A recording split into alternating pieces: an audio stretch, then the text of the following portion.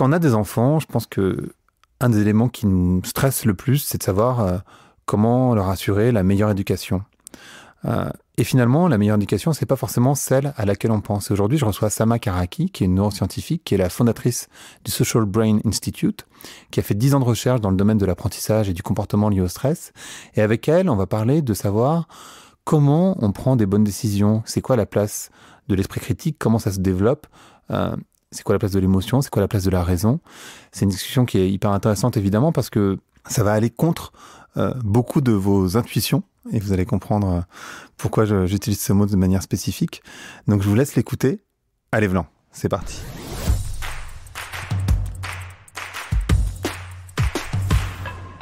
Bonjour à toutes et bonjour à tous. Bonjour, Sama. Bonjour, Grégory. Comment vas-tu aujourd'hui? Très bien. Bon, on va parler d'esprit critique et d'éducation, mais avant de commencer, c'est le début, j'aimerais bien comprendre ce que c'est qu'un esprit critique et est-ce que c'est même possible de développer des opinions indépendantes?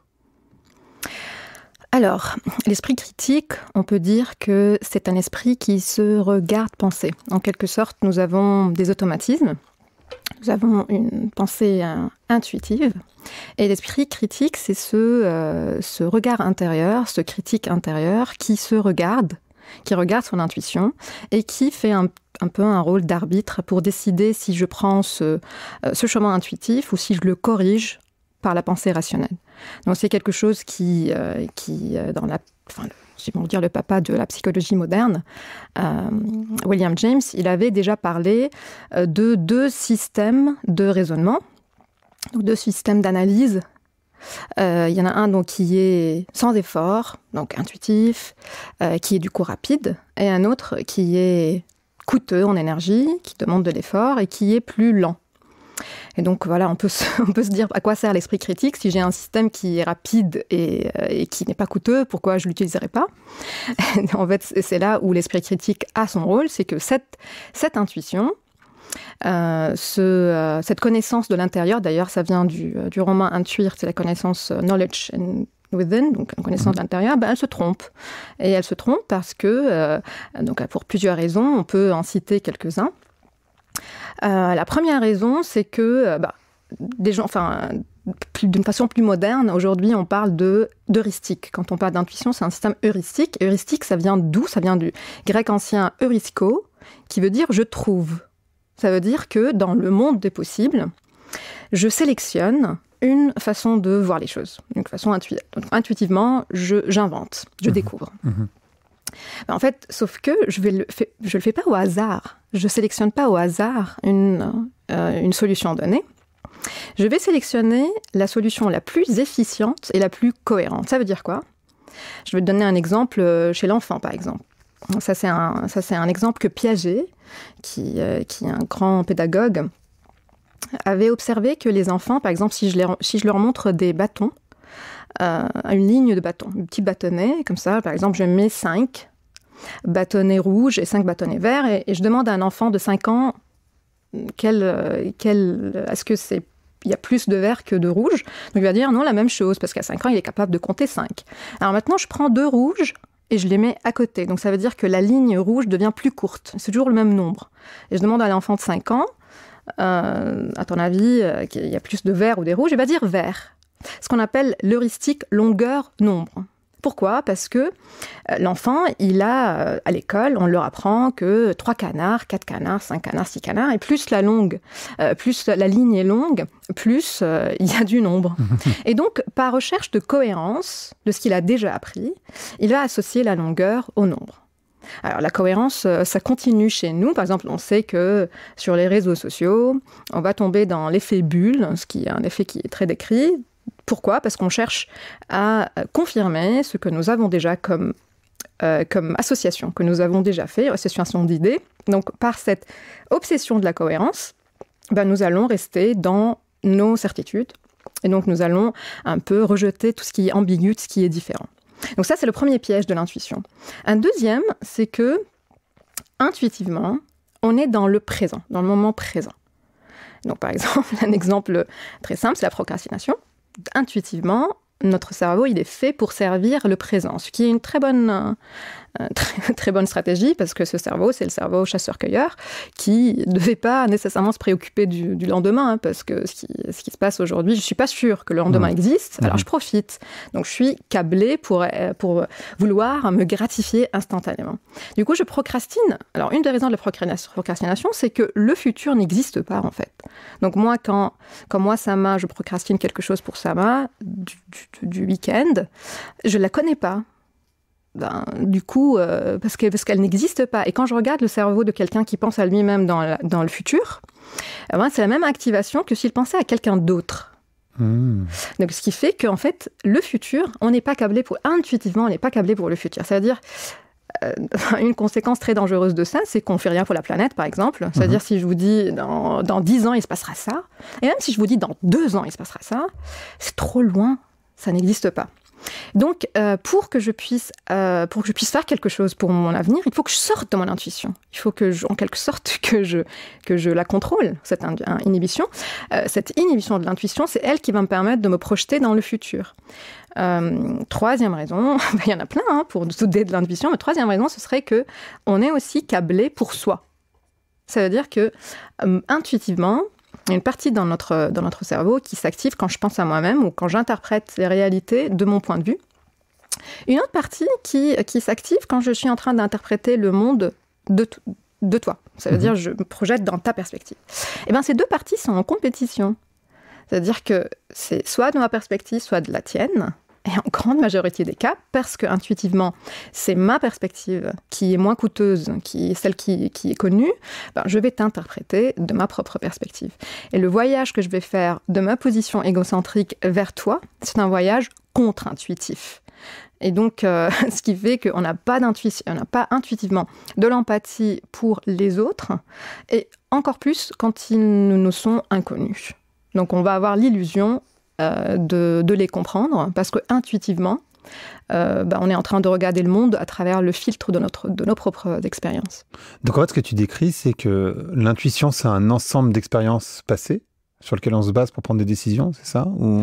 Oui, alors en grande majorité, tout ce que, par exemple, intuitivement on marche, on a appris à marcher, intuitivement on conduit un vélo, intuitivement j'utilise le langage, intuitivement je suis raciste ou pas, intuitivement je vais des stéréotypes parce que mon intuition, c'est tout le système que j'ai déjà automatisé. Mais ça ne signifie pas qu'on n'est pas déjà câblé pour certains automatismes. Par exemple, un bébé de 10 mois, il est câblé pour ne pas aimer la différence. C'est-à-dire que il est en quelque sorte un peu raciste. Si vous montrez des images de personnes de couleur de peau noire à un enfant blanc, dont les parents sont blancs, donc dans son cercle de proches, il n'a pas vu cette couleur de peau, il va avoir une activation dans l'amygdale, qui est le centre qui s'active quand on est en erreur de prédiction négative, ou positive d'ailleurs, mais je veux dire qu'il est surpris, il n'est pas agréablement surpris. Et donc ça veut dire qu'on est câblé, pour une raison très très logique aussi, de préférer ce qui est familier. Et d'une manière contradictoire, on veut explorer le nouveau, mais dans le contexte familier. Donc, mais par contre, donc on peut dire que l'intuition, c'est l'ensemble de ce que nous avons comme automatisme de l'espèce et ce que nous avons appris à travers nos expériences et bien sûr ce que nous avons appris à travers la culture. Parce qu'il ne suffit pas non plus du cadre familial. Toute la culture va nous inspirer un système intuitif dans lequel on justifie ce que j'avais cité comme besoin d'efficience, de cohérence, d'être ancré dans le présent et dans soi. Donc c'est contrairement à ce que le courant de développement personnel va inviter les gens à être dans le présent et à s'écouter, en fait, on est tout le temps dans le présent et on fait que s'écouter. Donc, sur la pensée, l'esprit critique serait d'arrêter un peu et de peut-être écouter une autre voix dans soi-même, mais qui n'est pas la voix automatique, qui est la voix qui vient dire « et si ce n'est pas ça ?» Et si dans le monde du possible, il y aurait peut-être quelque chose à explorer plus lentement, avec beaucoup plus d'efforts, mais qui se rapprocherait de la complexité du monde. Mais est-ce que c'est pas ça qui justifie justement tout ce qui est autour des fake news ? Parce que quelque part, les personnes qui sont dans une forme de complotisme, ils se disent, mais en fait, l'information qu'on nous sert dans les médias traditionnels, c'est pas la vraie information, donc ils vont chercher de l'information. Alors peut-être que ce que tu vas me répondre, j'en sais rien, mais je serais intéressé, mais c'est justement, ils vont se conforter à travers des cercles, c'est-à-dire en allant chercher des vidéos YouTube ou en cliquant sur des liens de vidéos YouTube qu'ils ont déjà vus et donc du coup se conforter dans des cercles où ils se disent, je sais pas, anti-vax, anti-Europe, anti ce que tu veux. Enfin, comment ça marche? Parce que du coup, ils sont dans la recherche et pourtant, ils vont dans des idées qui sont non pertinentes. Rationnelles. Non rationnelles, ouais, c'est ça. Alors, avant de te répondre, je vais clarifier quelque chose, qu'on soit d'accord sur ce modèle, que donc j'ai mon système intuitif dans lequel je base tout ce que je sais sur le monde, tout ce que je pense sur le monde. J'ai un système du coup rationnel, qui lui, donc système un peu l'algorithme, ça veut dire les calculs. Dans ce cas, on va supposer que ce système a la bonne réponse, la bonne décision rationnelle. Et puis, on va ajouter un troisième système que les travaux de Olivier Houdet décrivent très bien dans un livre qu'il vient de publier. Donc, il dit, peut-être il y a un troisième système, c'est un système d'inhibition de l'intuition. Ça veut dire c'est un système d'arbitrage qui s'active pour en fait décider si je vais dans celui-là ou dans celui-là. Et c'est un système qui est coûteux, du coup, parce que c'est un peu la police, si vous voulez, il faut les payer, quoi, pour dire tu vas dans ce sens ou dans ce sens. Et ça ce système-là, on va dire que ça, c'est la pensée critique. Ça veut dire cette capacité de se regarder décider, Alors, du coup, comme ça, logiquement, si je veux arriver à une meilleure réponse, alors j'ai deux façons d'y arriver. Soit j'ai ce système qui fonctionne bien, ça veut dire j'ai un système qui, quand je suis face à une information, qu'elle soit bonne ou fausse, quand je suis face à une information, il y a ce système d'arbitrage qui me dit « Ah, fais gaffe, peut-être que c'est pas vrai ». Alors, si j'ai la disponibilité mentale d'avoir ce système en action, je vais avoir plus de chances de m'arrêter, de prendre ce recul et de dire « je ne vais pas là où mon intuition m'amène, je vais vérifier cette information ». Ça, ce qu'on demande souvent aux gens, quand on parle de fake news, ce qu'on demande aux gens souvent, c'est d'aller vérifier l'information. En tout cas, de douter, ce qu'on dit du tout, douter, et puis aller vérifier. Ce qu'on oublie, c'est que les gens sont fatigués, les gens sont paumés, et on l'est tous, et que cette activité de doute et de vérification est coûteuse en énergie, mais aussi en temps.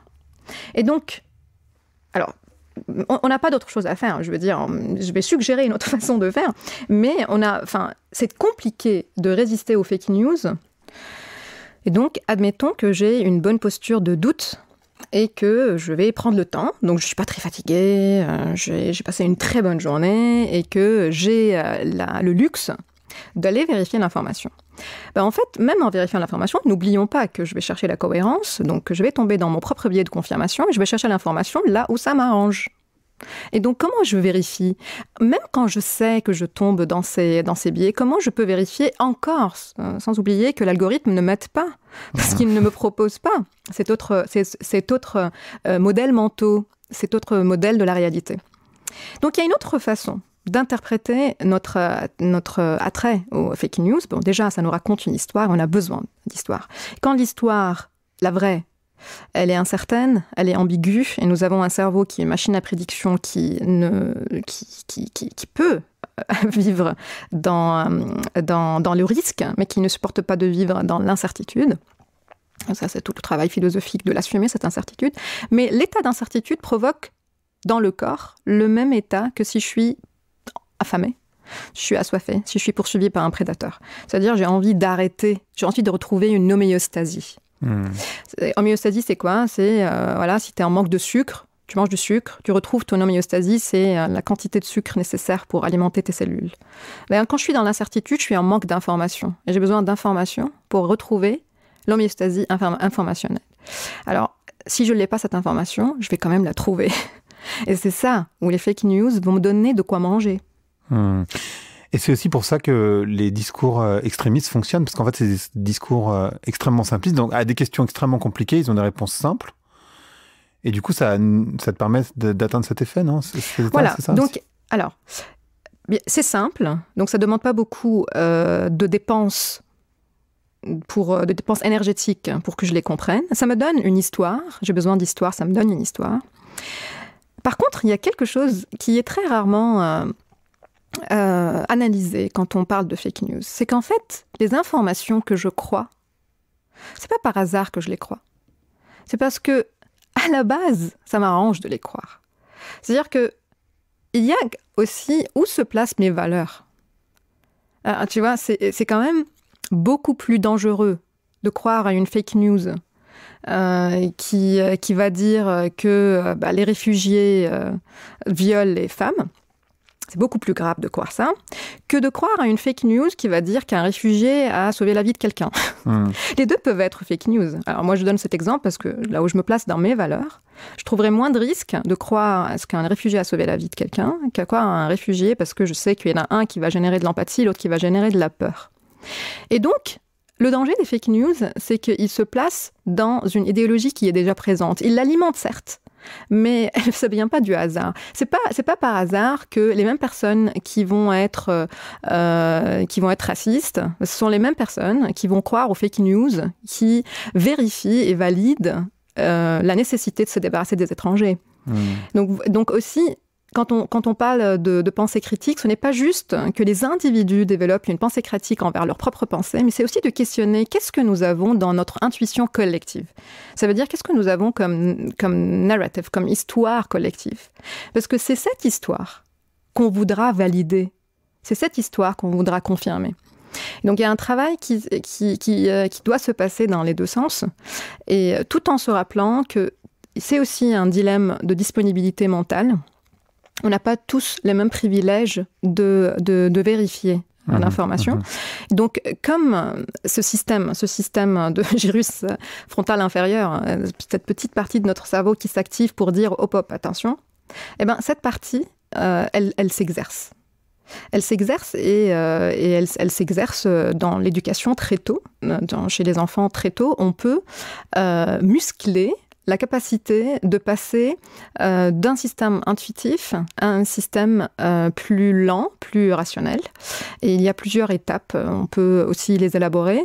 Il y a beaucoup de chercheurs qui sont déjà intéressés dans les années 70, par exemple, qui s'intéressaient à ce contrôle inhibiteur. Par exemple, si je vous parle de quotient intellectuel ne s'intéresse pas du tout à ce contrôle inhibiteur. Le quotient intellectuel, le QI, va s'intéresser au système rationnel. Est-ce que tu as les bons algorithmes ? Et du coup, peut-être ça serait intéressant de quantifier, et comme on est obsédé par la quantification, de quantifier le contrôle inhibiteur. Du coup, il y a des chercheurs qui se sont intéressés, ils ont fait un test qu'on appelle le test de marshmallow. Alors, ils ont pris des enfants de 5-6 ans, c'est très mignon si vous regardez sur YouTube, et du coup, on dit à l'enfant, voilà, ça c'est un premier marshmallow, si tu ne le manges pas, en quelque sorte, si tu arrives à te contrôler, on te donne un deuxième. Donc ça, c'était travaux de Walter Mischel dans les années 70. Et il calcule la latence. Ça veut dire le temps que l'enfant va prendre avant de céder à la tentation. Majoritairement, ils cèdent, tous. Mais par contre, il y en a qui patientent plus. Alors, ce qui est intéressant, c'est que le temps de latence va être corrélé chez les mêmes enfants plus tard à leur réussite sociale, académique, même santé physique et santé mentale. Alors, c'était trop beau comme chiffre. Du coup, d'autres chercheurs ont essayé de reproduire. Parce que du coup, c'est une très mauvaise nouvelle. C'est-à-dire que les enfants à 5 ans sont déjà conditionnés à réussir ou pas dans plusieurs domaines de leur vie. Et en plus, ça nourrissait l'idée que c'était quelque chose qui était organique. Ça veut dire que à 5 ans déjà, il y a quelque chose qui fait que dans le cerveau de ces enfants, il y a un système inhibiteur qui est plus. Donc en fait, en quelque sorte, le self-control qui va leur permettre d'accéder à la réussite. Alors ça, c'est toujours comme ça, la science, c'est-à-dire que les faits sont là, mais comment on les interprète et comment on les regarde. Donc d'autres chercheurs se sont penchés sur ces données.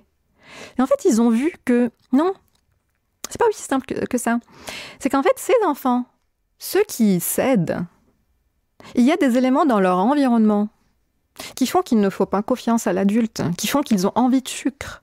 Donc il y a quelque chose qui est... alors, il y a une corrélation, mais c'est pas ça qui fait qu'ils ne réussissent pas, c'est qu'à la base, il n'y a pas les bonnes circonstances et que ce test n'est qu'un indicateur de ces circonstances.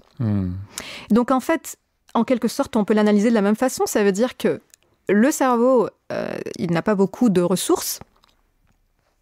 L'inhibition demande des ressources, le contrôle demande des ressources. Et si je suis préoccupée émotionnellement, si l'enfant est préoccupé émotionnellement, il n'a pas de quoi payer. Daniel Lévitin, il a un livre dans lequel il dit, on dit pay attention en anglais. C'est vraiment ça. On paye l'attention. L'attention, elle est coûteuse. Et donc, pour que l'enfant puisse avoir ce discours interne en disant non, attends, tu auras 2, eh ben ça, c'est coûteux. Et ça veut dire, c'est un indicateur que l'enfant n'est pas disponible. Ça veut dire que ça, c'est les circonstances. C'est-à-dire, pour développer l'esprit critique, il faut d'abord vérifier est-ce que les gens sont disponibles, est-ce qu'ils sont dans une sécurité émotionnelle. Et ça, on le sait, il y a beaucoup d'études aussi en économie qui vont montrer que, par exemple, les décisions qu'on prend au début du mois, c'est pas les mêmes décisions qu'on prend à la fin du mois, que les décisions que les agriculteurs vont prendre en début de saison, c'est pas la fin de saison, c'est pas si la saison est bonne et si elle est mauvaise. Donc, ça veut dire que plus on est préoccupé, et moins bonnes seront nos décisions, et donc moins bonne sera notre esprit critique. Et tu me disais tout à l'heure que les enfants, ils n'ont pas une forte intuition. Est-ce que tu peux nous expliquer ça? Enfin, je comprends par rapport à tout ce que tu viens d'expliquer, mais c'est intéressant, je pense, pour les personnes qui écoutent, de comprendre cette logique-là aussi. Alors oui, je sais aussi que c'est très à la mode de dire que l'enfant sait tout, que l'enfant, en fait... L'enfant a quelque chose de plus intéressant de tout savoir, c'est qu'il ne sait pas grand-chose. C'est ça qui est intéressant.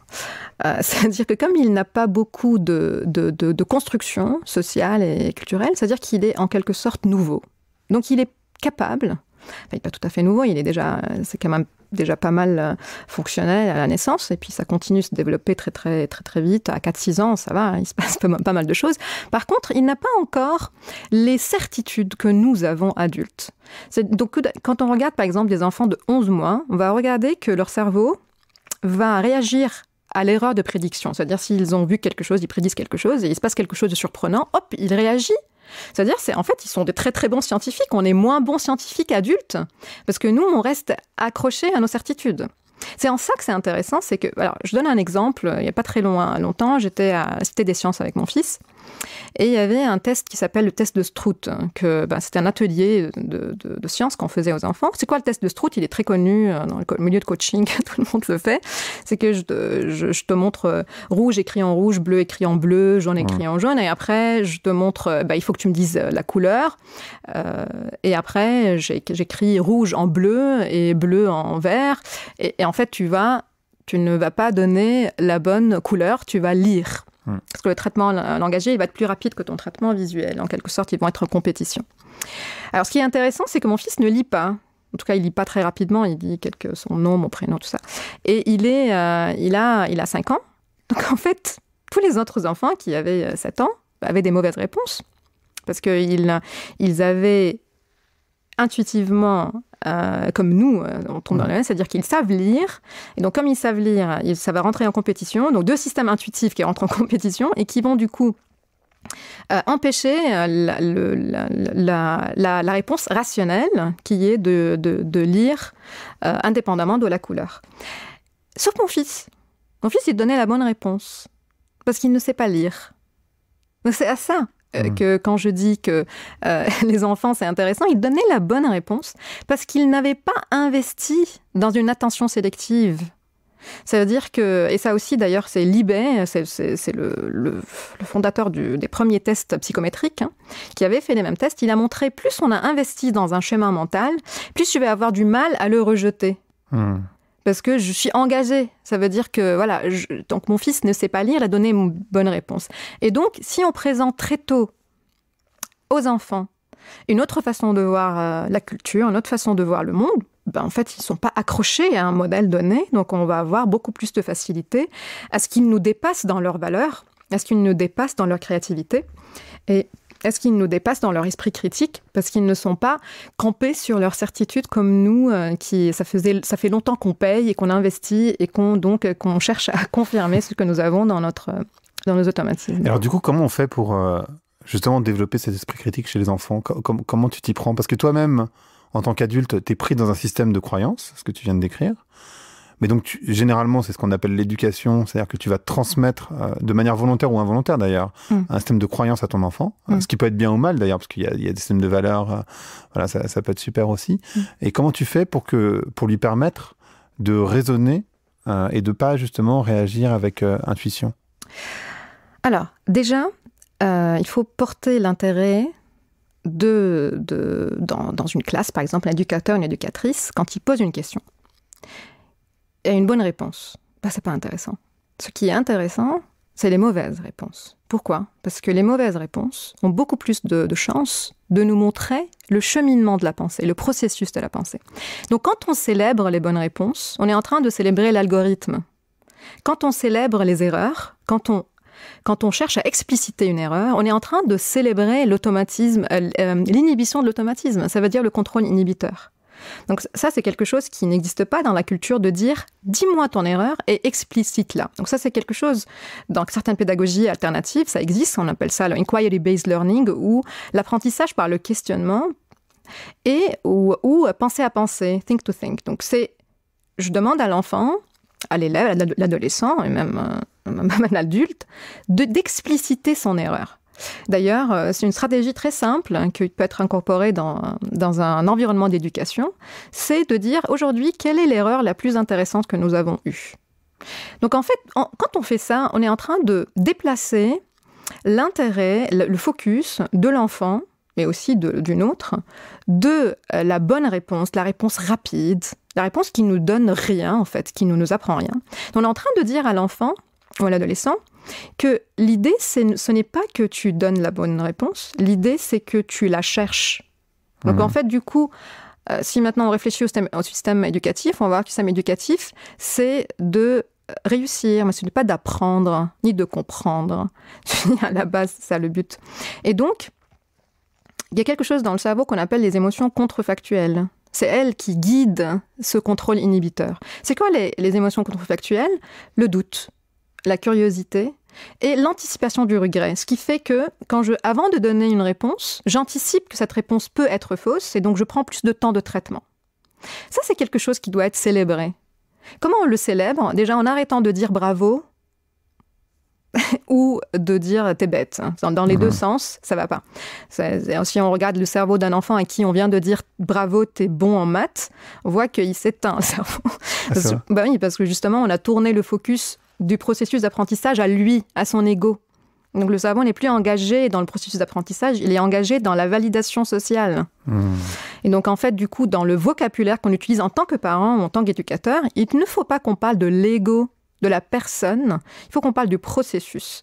Moi, en tant qu'éducateur, éducatrice, en tant que mère, et mon enfant, on est concentré sur l'objet de l'apprentissage, on n'est pas concentré sur l'ego, sur lui.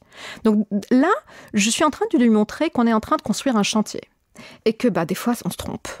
Du coup, si tu me donnes la bonne réponse, moi, j'ai aucune idée que tu as fait un bon cheminement. Même si tu me donnes la bonne réponse, c'est pas ça qui m'intéresse. Moi, ce qui m'intéresse, c'est comment tu es arrivé là. Et donc, quand on s'élève, Albert Mokaiber, il appelle au doute comme façon de prendre des décisions. Ça, c'est quelque chose qu'on peut, d'autres chercheurs aussi le font, c'est quelque chose qu'on peut inculquer aux enfants. Ça veut dire, quand on regarde un enfant douter, quand on regarde un enfant montrer qu'il change d'avis, quand on regarde un enfant qui est en train de dire « non, attends », ça, il faut dire « très bien ». J'aime bien cette façon de faire parce que, pas toi, hein, c'est pas toi qui es brillant, toi qui es super fort, tout ça, ils font pas. C'est surtout pas dire non plus que toi t'es belle, toi t'es forte, tout ça, aux filles et aux garçons. Donc, enfin, dire, j'aime bien cette façon de traiter l'information. J'aime bien l'attention que tu portes. Donc là, on est en train de lui montrer que nous aussi, ce qui importe pour nous en tant qu'éducateurs, ce n'est pas la bonne réponse, mais c'est le cheminement que tu fais pour y arriver.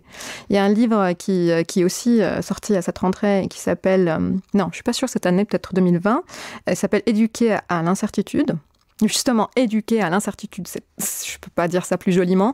Et ça veut dire que, c'est Daniel Favre qui dit qu'il y a 2 systèmes qui doivent être implémentés dans le système éducatif. Enfin, il parle de 4, il y en a 2 que je retiens. Le premier, c'est demander à l'enfant d'expliciter sa pensée. Et le deuxième, c'est de montrer à l'enfant que sa pensée est subjective. C'est-à-dire de le faire rendre compte de sa subjectivité. Alors quand je dis ça à l'enfant, mais nous aussi. Mais ça veut dire que, par exemple, le dernier livre de Kahneman et de Sibony, il parle du bruit. Donc ça, c'est quelque chose qu'on peut aussi très facilement on peut expliquer à l'enfant que tu sais, quand tu es triste ou quand tu es content, en fait, tu prends d'autres décisions. du coup, tu vois, on va attendre un peu que ça se calme parce que ça circule dans le corps. Il y a des choses très simples. Il y a des gens qui travaillent aussi, des chercheurs qui travaillent sur ce qu'on appelle les théories implicites de la connaissance et de l'intelligence, c'est-à-dire ce que l'enfant pense, surtout le préadolescent, de sa propre intelligence. Est-ce qu'il pense qu'il est bon en maths? Est-ce qu'il pense qu'il est bon en sport? Est-ce qu'il pense que c'est fixe? Ou est-ce qu'il pense que c'est un muscle qui grandit avec l'expérience?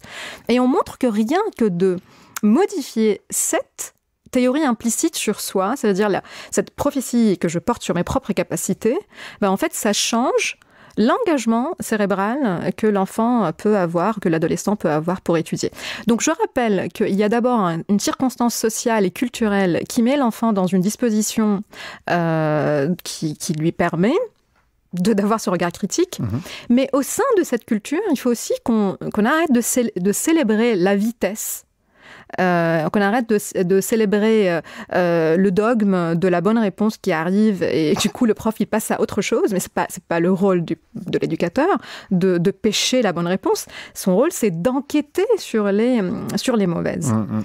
Donc voilà, après il y a quelque chose qui si on veut se dire qu'est-ce qui fait qu'un enfant peut aller loin, parce que l'intuition des fois c'est chouette. Mais dans un domaine très spécifique. Je ne comprends pas, il y a des gens qui me disent des fois, moi je suis quelqu'un d'intuitif. Ça veut dire quoi? T'es intuitif dans quel domaine? Parce que tu peux pas avoir... je conçois, c'est-à-dire que quelqu'un qui a travaillé pendant longtemps sur un sujet, on peut arriver à dire, moi j'ai une bonne intuition dans ce sujet. Pourquoi? Parce que j'ai beaucoup travaillé. Vous prenez Garry et Kasparov en 96, vous voyez Garry Kasparov, des champions de l'échec, ou des échecs. Des échecs. Je sais pas. D'échecs. D'échecs, ok. Et les échecs. Ouais. Des échecs. et en fait, en 96, il fait un tournoi avec qui? Avec la machine, Deep Blue. Et en fait, il passe, je pense, des jours. Et au bout de la 42e, parce que du coup, la 40e, il a mis sa montre dans sa poche, ce qui veut dire que c'est bientôt fini.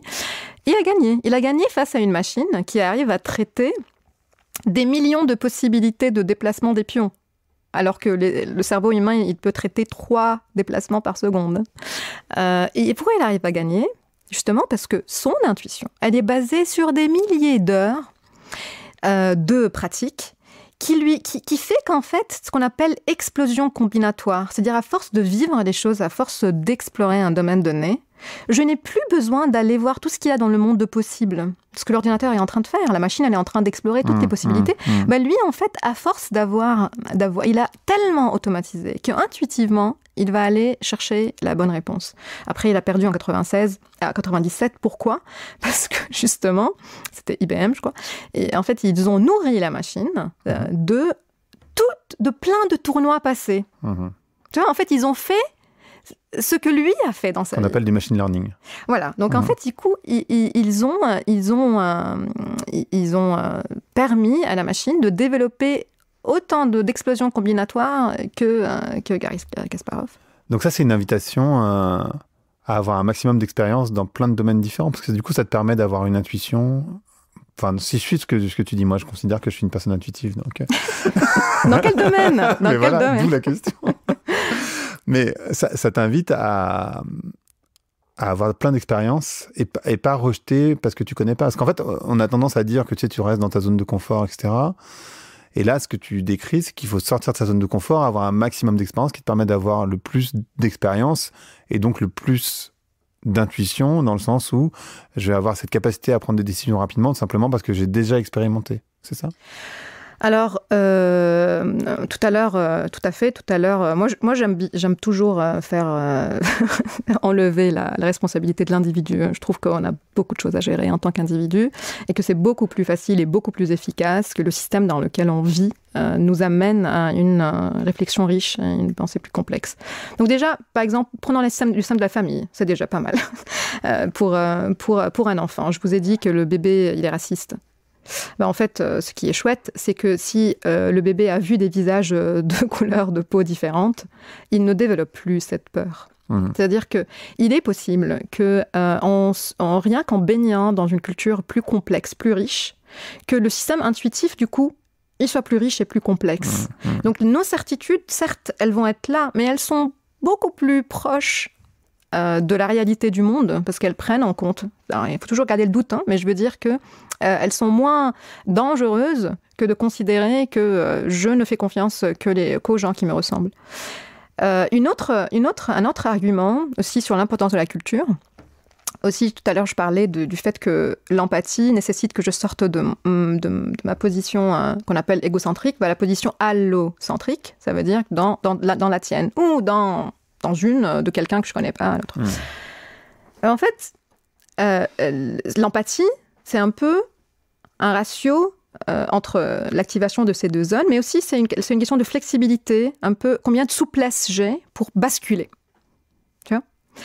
Parce que je vais toujours revenir à moi-même. En fait, en t'écoutant, si tu me racontes quelque chose, je vais toujours faire ce basculement de ma position à ta position. Plus j'ai une souplesse, plus je ne vais pas rester coincé comme un muscle raide en moi-même, et ni en toi aussi. Je vais pouvoir faire ce basculement. Et on se rend compte que, du coup, on a beaucoup plus de mal à sortir de notre intuition, à se projeter dans l'autre. On parle du coup qu'on voit le monde, ce qu'Anaïs Nin dit, c'est qu'on voit le monde tel que nous sommes et pas tel qu'il est, tout ça.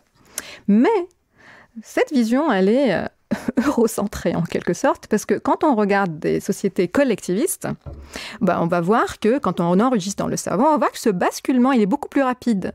C'est-à-dire, pourquoi ? Parce que dans ces cultures, j'ai beaucoup plus d'intérêt à te comprendre qu'à me comprendre. Parce que j'existe dans le collectif. Il y a beaucoup plus... Donc, j'ai pas décidé, les gens ne se rendent pas compte de ça. Mais ils ne sont pas nés parce que je suis née en Chine ou que je suis née collectiviste. C'est qu'il y a quelque chose dans la culture, dans la fabrique des stéréotypes, dans la fabrique de ce qu'on pense être notre rôle social, qui me place en moins d'importance par rapport à l'autre. Du coup, la question c'est maintenant, est-ce que je dois moi-même déconstruire mon intuition ? Je peux. Mais est-ce qu'on ne doit pas aussi générer des modifications plus systémiques au niveau de la famille d'abord, parce que c'est le premier lieu, et ensuite au niveau de la société qui nous entoure, au niveau de l'école, au niveau des objectifs que nous fixons quand on réfléchit à ce qu'on veut valoriser chez les apprenants et les apprenantes, donc qui sont les enfants. Et ça, c'est hyper intéressant, mais du coup, je me dis, il y a aussi cette notion de plasticité du cerveau. Comment on peut... déjà, je serais intéressé que tu nous expliques ce que c'est. Et puis, comment on peut la développer chez un enfant ? Ou alors, simplement, le cerveau d'un enfant, il est hyper plastique parce que, justement, il ne connaît rien.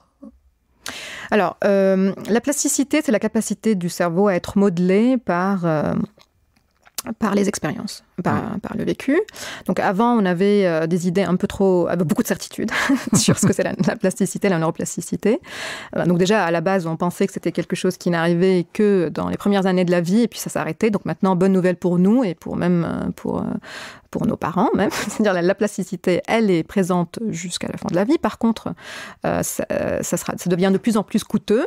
Tu peux le deviner. Pourquoi ? Parce que ça fait très longtemps qu'on investit dans une façon de faire.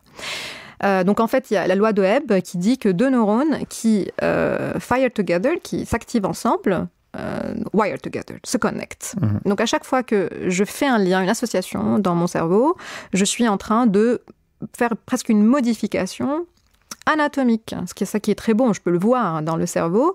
Par exemple, si je commence à jouer un instrument de musique, au bout de 3 mois, je regarde, je n'ai pas la même représentation des mouvements de mes doigts. Si je suis en train de faire du violon ou du piano, dans mon cerveau, ça modifie. De la même façon, si je me mets à penser autrement, si je fais l'exercice quotidien de changer d'avis, par exemple, c'est aussi beau ce qui va se passer dans le cerveau, comme si je suis en train d'apprendre à faire de la musique, parce que je suis en train, du coup, de muscler cette capacité de se remettre en question. Donc, la neuroplasticité, est-ce qu'elle est plus présente chez l'enfant ? Bien sûr, parce qu'entre 4 et 6 ans, il se passe un gros chantier d'élagage qu'on appelle l'élagage. C'est-à-dire que le cerveau va se débarrasser de jusqu'à 80% des synapses, c'est quand même géant. Et ça on est programmé à peu près pour ça, mais il ne va pas se débarrasser de la même façon chez tous les enfants. Il va se débarrasser de ce qui n'a pas été utilisé. Donc, une autre loi, c'est use it or lose it. Si tu ne l'utilises pas, tu le perds. Parce que justement, il n'y a pas de place, il y a de l'efficience. Ça veut dire que plus tôt je commence, ça ne veut pas dire qu'on ne peut pas le récupérer. On sait par exemple que si on n'a pas appris l'affection, si on n'a pas été touché enfant jusqu'à, je crois que 2 ans. C'est-à-dire qu'à partir de 2 et 4, c'est récupérable, mais si on n'a pas été touché pendant les premières 4 ans de la vie, c'est très compliqué de reconnecter les zones liées à l'affection, liées à la confiance en l'autre. Et donc, ça fait beaucoup de problèmes sociologiques et psychologiques à l'âge adulte.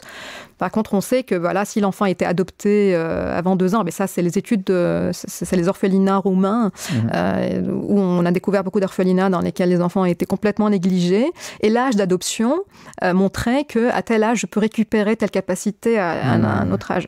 Ça, c'est vraiment des cas ultra spécifiques.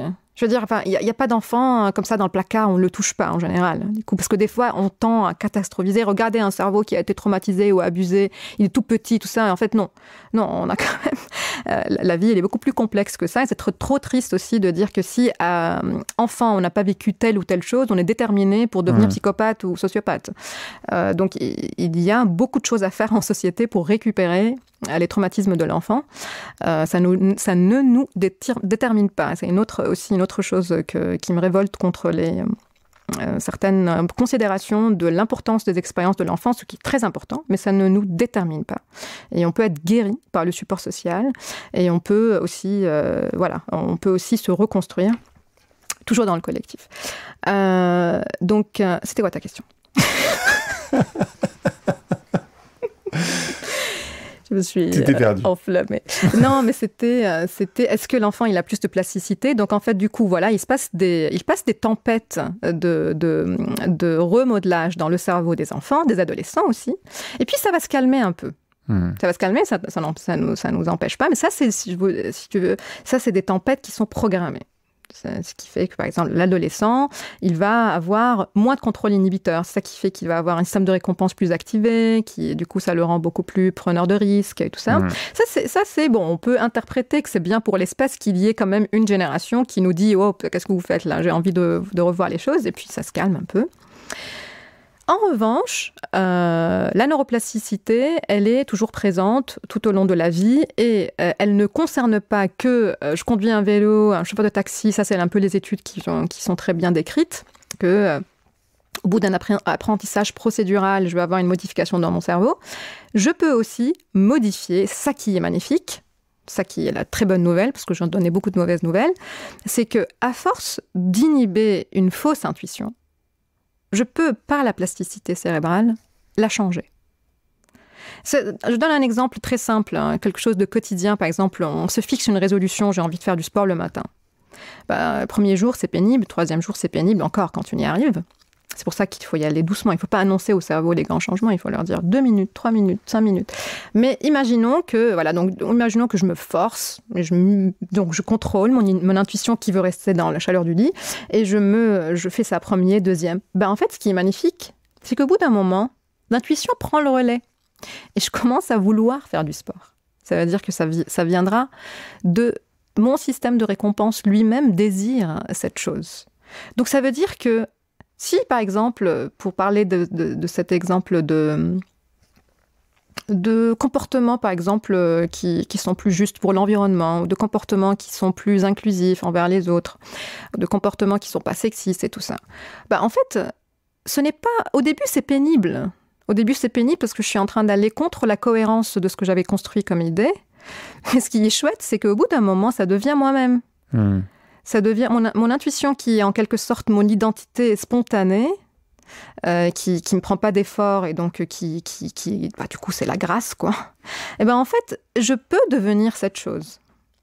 Et que si je réalise cela, parce qu'il y a beaucoup de gens qui s'arrêtent au malaise, au premier malaise, à cette première dissonance, quand on n'est pas d'accord, quelque chose qui va pas.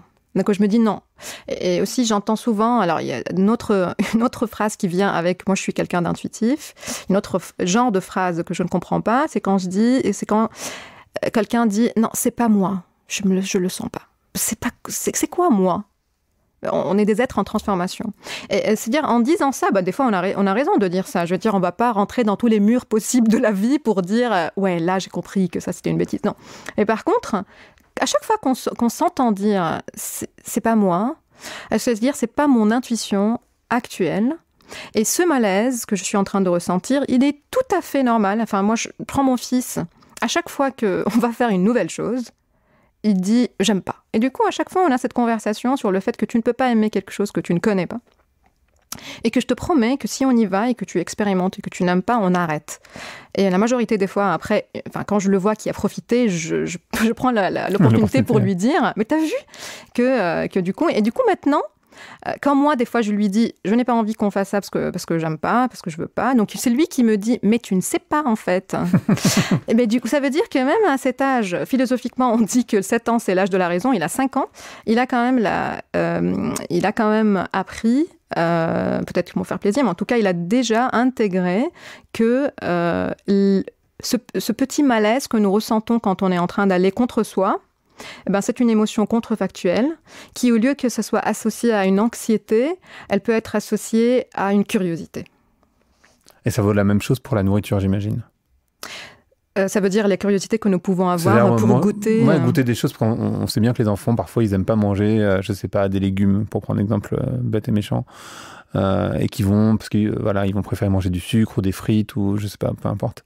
Ça joue aussi, c'est-à-dire qu'il faut aller leur faire goûter des choses et un peu, pas les forcer, mais il y a un peu de ça quand même. Alors, c'est un très bon exemple parce qu'effectivement, si on veut dire, l'intuition veut du sucre parce que l'intuition veut la gratification instantanée. Je veux dire, le sucre, je le prends, je suis bien, c'est la gratification instantanée. Alors que le légume, quand on veut présenter un légume à l'enfant, il ne trouve pas le goût bon tout de suite comme ça. Donc, quand on lui dit quoi? Parce que c'est bon pour ta santé. Rappelons que le futur n'existe pas. C'est quoi bon pour quelle santé? Encore moins pour l'enfant. Et donc, ce qu'on peut faire, c'est jouer. C'est jouer. Ça veut dire que là, on va manger quelque chose de dégueulasse. Et en fait, est-ce que tu penses avoir le courage de goûter cette chose? Et là, en fait, ça c'est un peu stratégique que je fais avec mon fils. Et en fait, du coup, des fois, il goûte, il me dit, mais non, ça va. Mais on se surprend. Ça veut dire que ce que je lui dis, et ce que je dis aussi aux éducateurs quand on est dans des formations de neurosciences de l'éducation, c'est qu'il faut être honnête avec les enfants, les adolescents. Il faut leur dire, là, je vais vous expliquer quelque chose. Et ben, ça va être une tempête. Okay, et ça va être vraiment l'orage. Et vous allez me détester. On va être fatigués. Et voilà. Alors, ce que je vous suggère, c'est qu'on prenne 2 minutes de bonne pause. On se détend. Et tout ça, par contre, après, on est ensemble et on va trouver des stratégies.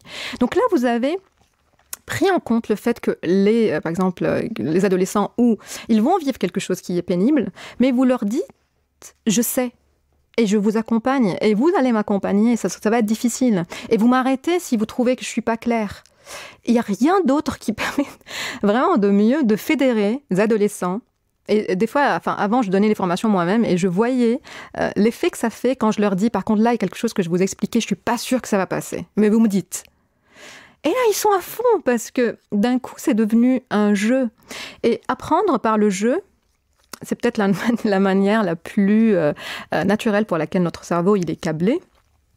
Si on regarde le jeu d'ailleurs de toutes les espèces, tu vas voir que on joue en s'exerçant à la vie. Les chats vont jouer à chasser. Des araignées qui jouent à faire l'amour, mais c'est un jeu. C'est juste pour s'exercer. Et puis, les enfants, ils jouent à quoi? Les enfants humains, ils jouent à quoi? Ils jouent à se cacher. Pourquoi ils se cachent? Parce qu'en fait, on est toujours un cerveau chasseur-cueilleur. On a beaucoup d'intérêt à apprendre à se cacher. Et l'enfant, quand il se cache, il est super excité, il fait pas de bruit. En fait, il est en train de s'exercer à se cacher d'un prédateur, d'un possible prédateur. C'est ça qui le rend super excité. C'est-à-dire que si on étudie ce moteur de jeu incertain, hein, parce que si on donne à un enfant une voiture qui, quand tu appuies sur un truc, ça part vite, bon, c'est bien, c'est amusant, mais ça lui apprend rien, parce qu'elle a toutes les réponses. Par contre, quand on présente à l'enfant un jeu incertain, d'ailleurs, on n'a pas besoin de le présenter, parce que c'est la nature, tout simplement. Hein. La nature, c'est on l'appelle d'ailleurs un terrain vague. C'est très beau, terrain vague, parce que on est en train de l'éduquer à l'incertitude, parce que la nature, elle présente ce que l'art présente, de la même façon, ça veut dire des éléments familiers dans lesquels il se passe quelque chose de surprenant. Parce que dans la nature, tous les jours, la branche, elle n'est pas à sa place, la feuille n'a pas sa place, la pierre n'est pas à sa place. Donc l'enfant, du coup, il est confronté à l'incertitude du monde. Et c'est vraiment la façon la plus efficace pour qu'il puisse apprendre. On a un projet en Suisse sur le jeu libre, on le défend, je suis militante du jeu libre, mais pour toutes ces raisons, parce que je pense que le jeu libre dans lequel on investit les lieux publics aussi, parce que c'est aussi une démarche de récupération des lieux publics, toutes classes confondues, dans lequel on s'approprie la rue et dans laquelle on joue dans la rue et dans laquelle les enfants aussi créent des territoires géographiques et ils sont agents. Ils sont acteurs et actrices dans l'environnement dans lequel ils grandissent. Alors, je défends ça pour plusieurs raisons, mais ce qu'on réalise quand on fait les études, c'est que les enfants qui jouent toujours dans ces terrains super lisses, en quelque sorte, ils ne savent pas marcher dans la nature. C'est-à-dire qu'il y a des enfants aujourd'hui, en 2022, qui ne savent pas marcher dans la nature et qui n'aiment pas marcher dans la nature du coup, parce qu'ils sont tout le temps dans des terrains où il ne se passe rien.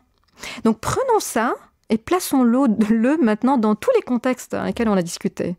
Ça veut dire que si il ne se passe rien socialement, si tout le monde autour de moi se comporte de la même façon, si je partage les mêmes certitudes que tout le monde, si à chaque fois que quelqu'un n'est pas d'accord avec mes certitudes, je zappe, de la même façon, ça veut dire que je ne suis pas prêt à marcher dans la vie.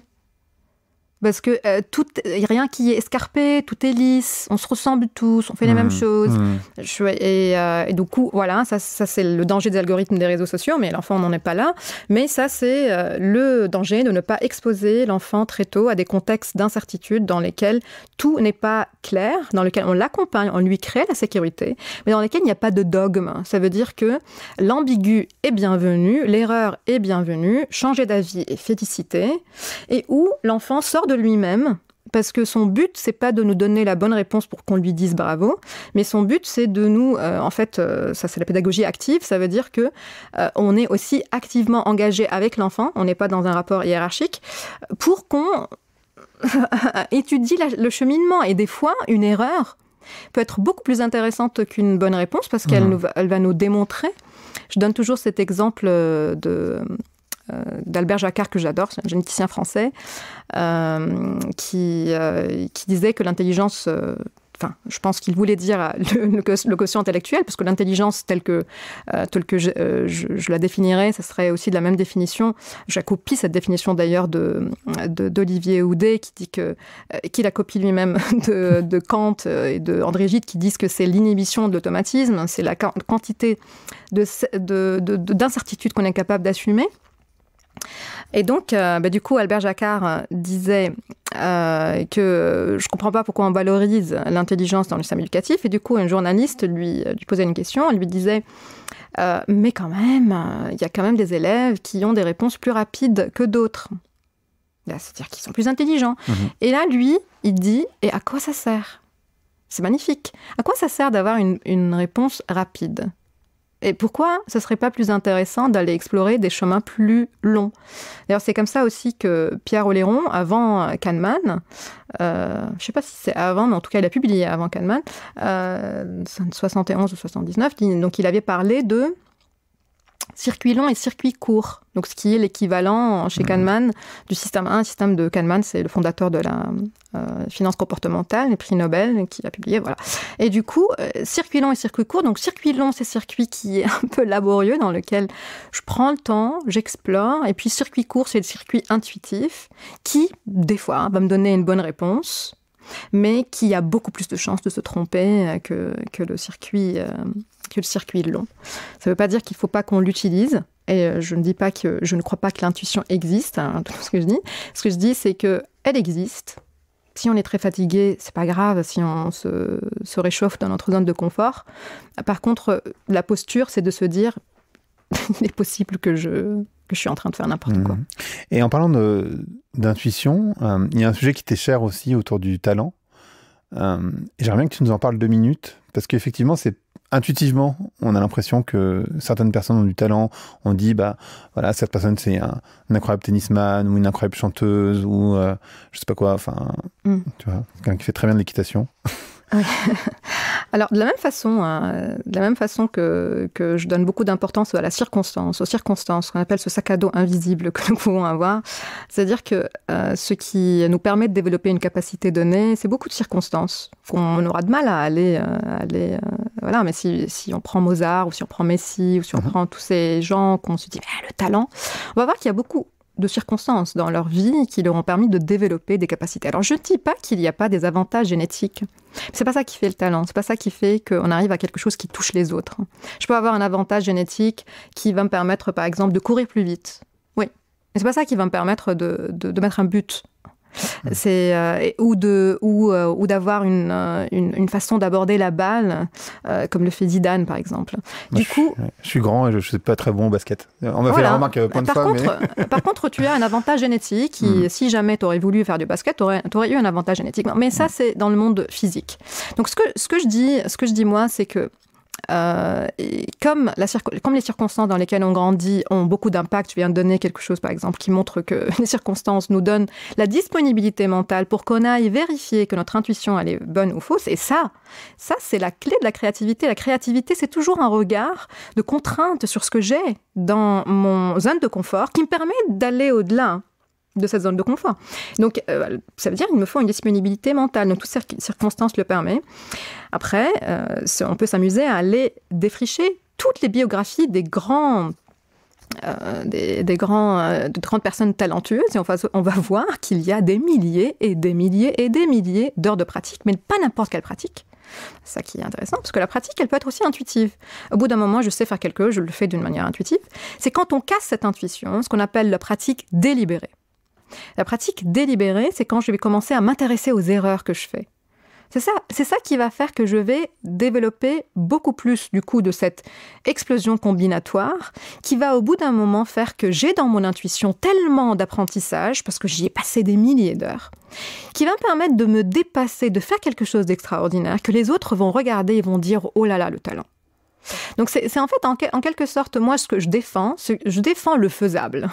C'est-à-dire qu'en fait, je ne m'intéresse pas à ce qu'il y a déjà dans notre bagage génétique parce que je suis engagée dans l'éducation, je suis engagée dans la justice sociale. Et pour moi, qu'est-ce que nous avons dans nos mains ? Nous avons les circonstances, nous avons les dispositifs d'apprentissage et aussi, nous avons la liberté de considérer quelque chose est beau ou pas. Et ça, ce sont des considérations culturelles.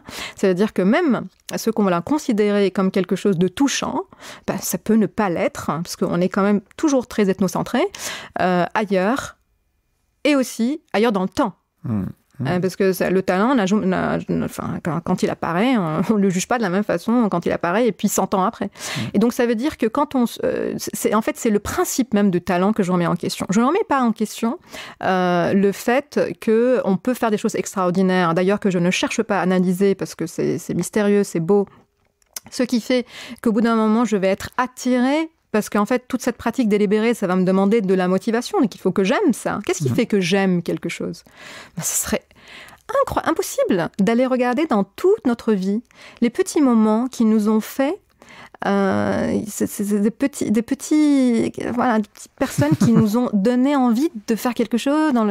Et c'est ça qui nous a rendus motivés pour aller nous exercer à fond. À 6 ans, Mozart, il avait fait 3500 heures de pratique. Est-ce qu'il y a des enfants qui ont fait 3500 de pratique à 6 ans ? Par contre, est-ce qu'au bout d'un moment, bon, déjà c'est exceptionnel, déjà ça lui donne des circonstances, parce que n'oublions pas que Léopold, je crois, le papa, Léopold Mozart, était quand même pas seulement quelqu'un qui donnait des cours de musique à son enfant, il était pédagogue de musique, et qu'à cette époque aussi, il y avait beaucoup d'enfants qui jouaient. Et par contre, il a eu des circonstances et un dispositif d'apprentissage exceptionnel qui lui ont du coup permis, au bout d'un moment, peut-être de trouver de l'appétence, qui lui a permis de faire de pratiques délibérées. Et c'est qu'après 20 ans que Mozart a commencé à faire quelque chose que les musicologues aujourd'hui considèrent comme étant du Mozart. Ça veut dire que en fait, c'est compter, ça fait plus que 16 ans de pratiques quotidiennes, quotidienne. Et du coup, si on veut... Où serait dans tout ça l'inné ? Ça veut dire, où serait dans tout ça ? Tout ça, c'est magique, hein ? Tout ça, c'est magique, c'est très, très beau. Mais ce que je défends, c'est que allons regarder ce qui s'est passé pour voir si on peut l'implémenter ailleurs ou pas. Parce que à quoi ça sert d'aller plonger nos enfants dans des parcours pour qu'ils deviennent excellents? Ça aussi, c'est une autre question culturelle à se poser. C'est pourquoi il faut qu'on soit excellent dans ces domaines-là. Est-ce qu'on peut pas aussi célébrer d'autres façons d'être excellent? Par exemple, mon enfant est excellent dans le doute. Excellent, il est un excellent douteur. Moi, mon enfant, il change d'avis. Je te raconte pas. Tous les jours, il change d'avis. Par exemple, là, on peut être fier de ces choses parce que c'est de ça dont on a besoin dans la société de certitude dans laquelle nous sommes. J'aime beaucoup cette idée. En fait, c'est une ode à l'échec et une ode au doute, ce que tu fais. C'est pas une ode à l'échec, c'est une ode au processus. C'est une ode au processus qui peut mener à la réussite, qui peut mener à l'échec, qui peut mener au changement de chemin, de cheminement. C'est la poursuite même d'un outcome donné qui lève notre engagement du processus et qui le met dans le résultat final. Et donc, qui le met dans une image dans laquelle on se projette comme étant heureux d'avoir réussi. Et ben en fait, voilà, ça fait quand même...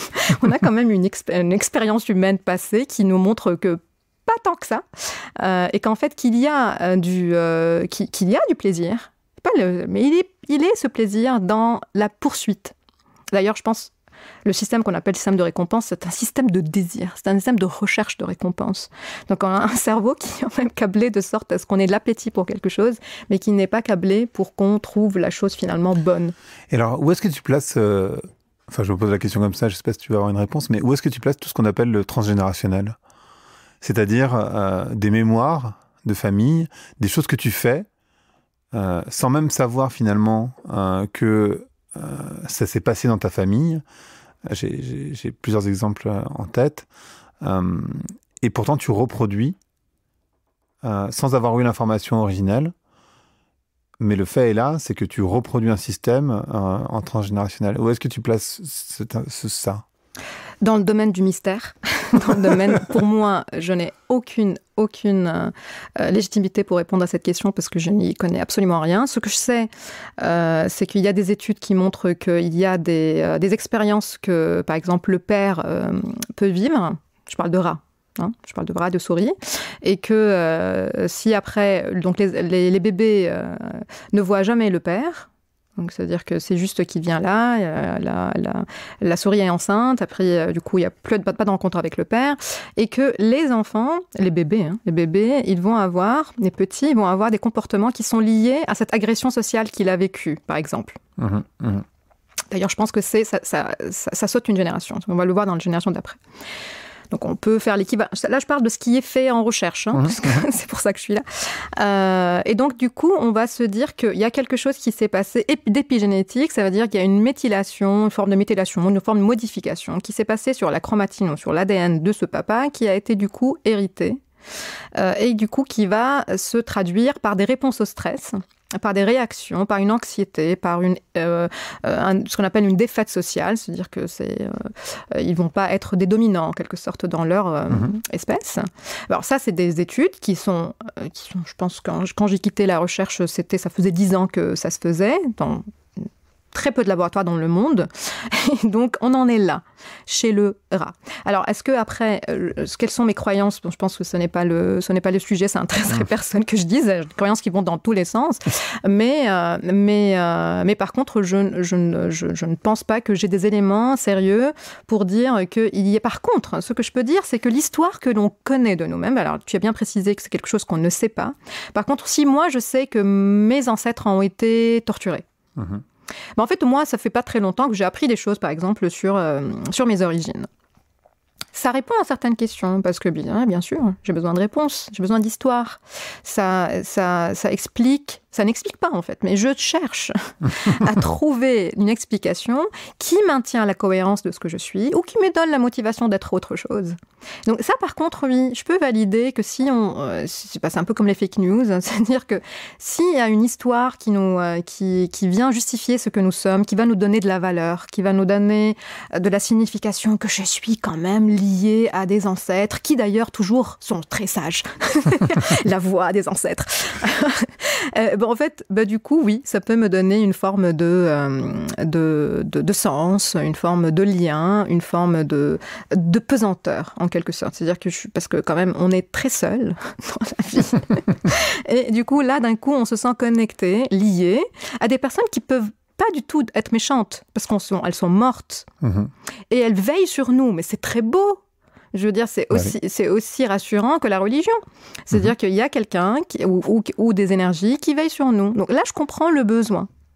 Par contre, voilà, comme je l'ai dit au début, je n'ai aucune explication à pourquoi certaines personnes vont avoir des réactions sans savoir d'où ils viennent, sachant que l'histoire est collective, c'est-à-dire je n'ai pas à savoir mon histoire, moi, qu'est-ce qu'elle a fait ma mère, qu'est-ce qu'elle a fait ma grand-mère. Je peux aussi, des fois, interpréter de par l'histoire de ma communauté que probablement, on n'a pas vécu des choses très jojo il y a 100 ans.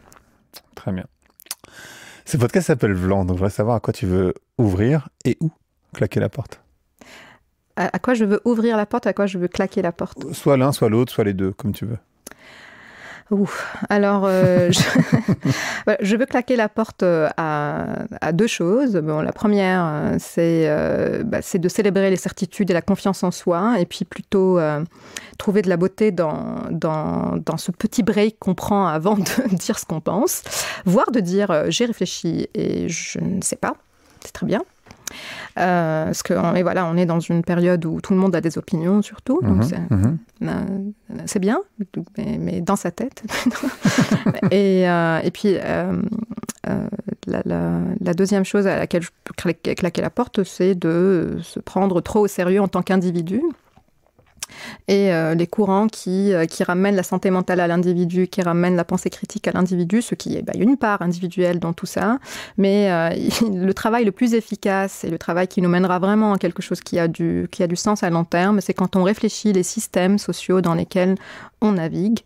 Et j'ai l'impression que, parce qu'on peut dire, la réponse que j'ai d'habitude, c'est l'un n'empêche pas l'autre. C'est-à-dire, je peux recycler chez moi, et puis toi, tu vas méditer auprès des grandes multinationales.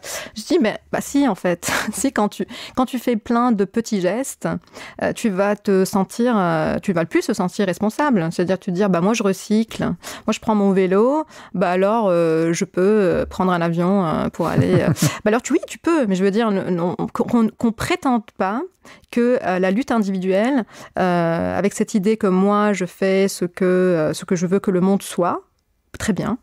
En moi, tu fais pas quelque chose de mal, mais c'est pas ça qui va changer, alors qu'on est dans certains systèmes, je pense que le système environnemental, mais aussi le système éducatif, sont des systèmes qui ont besoin d'un changement urgent et qu'en fait, ça sera beaucoup plus rapide de choper la tête du problème, donc d'agir dans un niveau systémique, plutôt que de se contenter des petits gestes que nous faisons dans notre petit coin individuel.